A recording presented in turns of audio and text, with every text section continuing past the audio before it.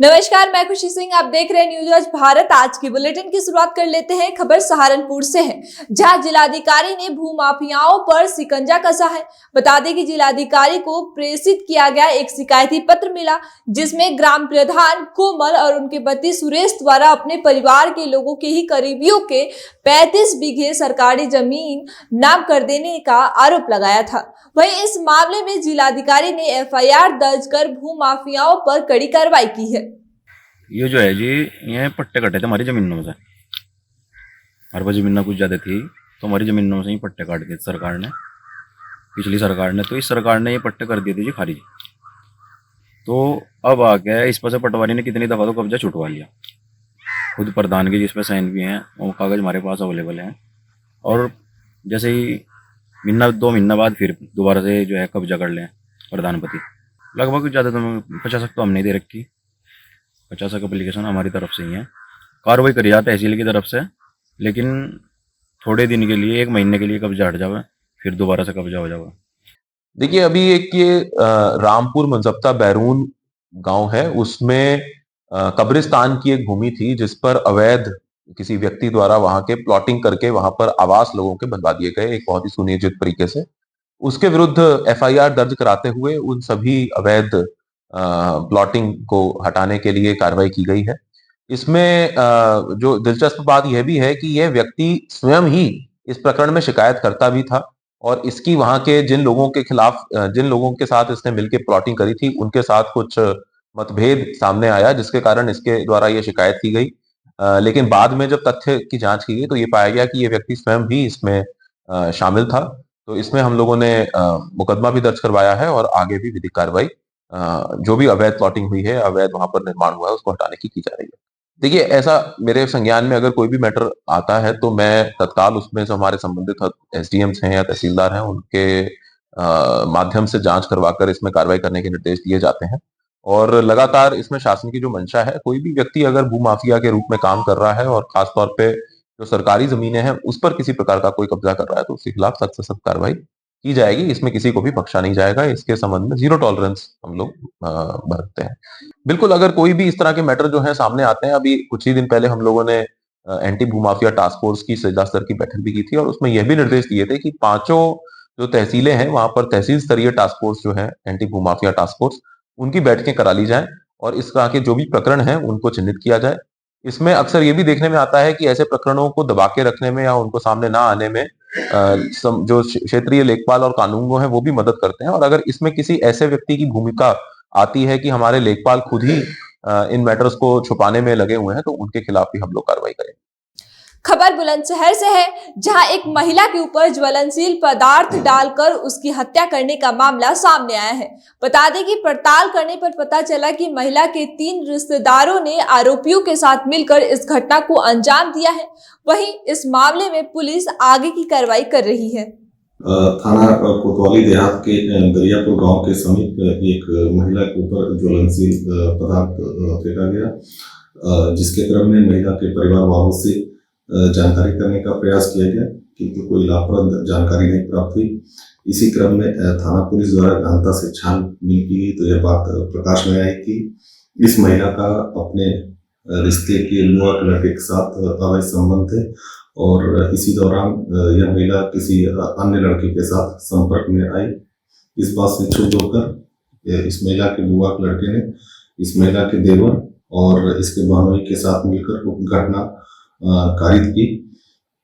इस महिला का पति बाहर रहता है और घटना को कारित करने वाले तीनों आरोपियों को गिरफ्तार कर आवश्यक विधिक कार्रवाई की जा रही है।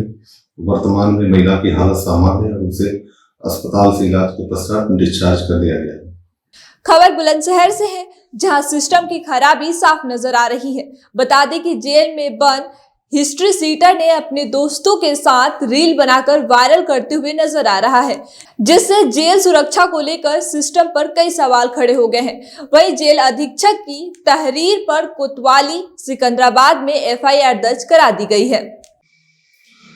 सोशल मीडिया के माध्यम से एक वीडियो संज्ञान में आया है, जिसमें एक अपराधी जो मेरठ का रहने वाला है और यहाँ जिला कारागार बुलंदशहर में निरुद्ध है, इस व्यक्ति से मिलाई के दौरान अनधिकृत रूप से एक रील बनाई गई, इस संबंध में जेल अधीक्षक की तहरीर पे थाना सिकंदराबाद पर गंभीर धाराओं में मुकदमा पंजीकृत किया गया है और आरोपी के विरुद्ध कठोर कार्रवाई सुनिश्चित की जा रही है।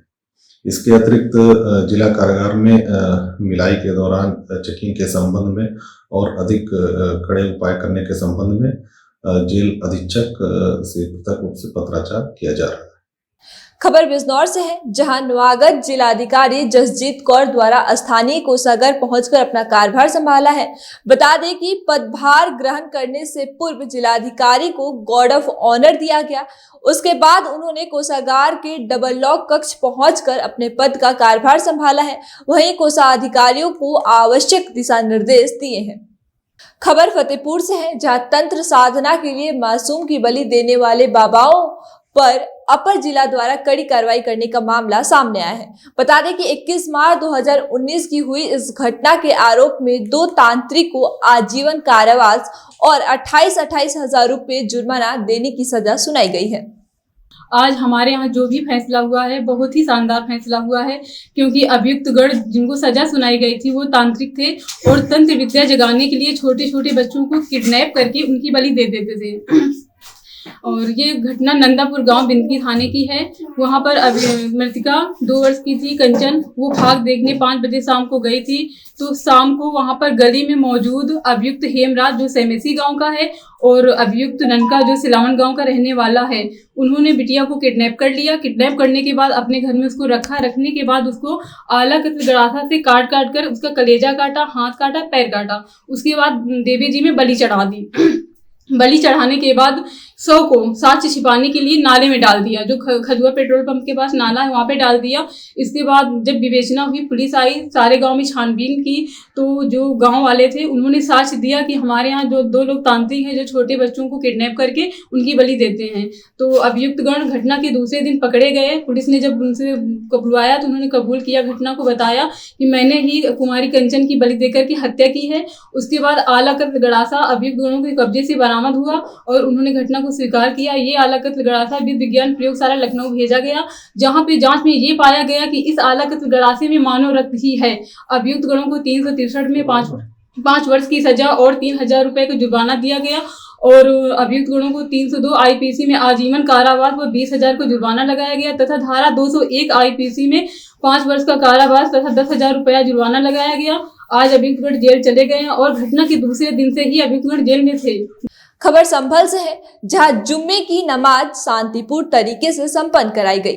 बता दें कि हिंसा के बाद बीते समय से जुम्मे की नमाज को संपन्न करवाने हेतु सुरक्षा की दृष्टिगत 31 सेक्टर मजिस्ट्रेट लगाकर भारी पुलिस बल की तैनाती की गई थी, ताकि जुम्मे की नमाज शांतिपूर्ण तरीके से संपन्न हो सके। 7 प्रेयर्स की भांति आज भी इस प्रेयर का आयोजन किया गया है और इसमें पूर्व की भांति कुल 31 मजिस्ट्रेट हमने लगाए। पहले 32 लगाए थे, इस बार एक कम है। और जो त्रिस्तरीय सुरक्षा है वो हमने रखी है, पहले की भांति बैरिकेड इत्यादि लगाए थे। इससे पहले जो पीस कमेटी की बैठकें थी वो भी आयोजित की गई, थाना स्तर पे भी आयोजित की गई, एसडीएम स्तर पे भी आयोजित की गई।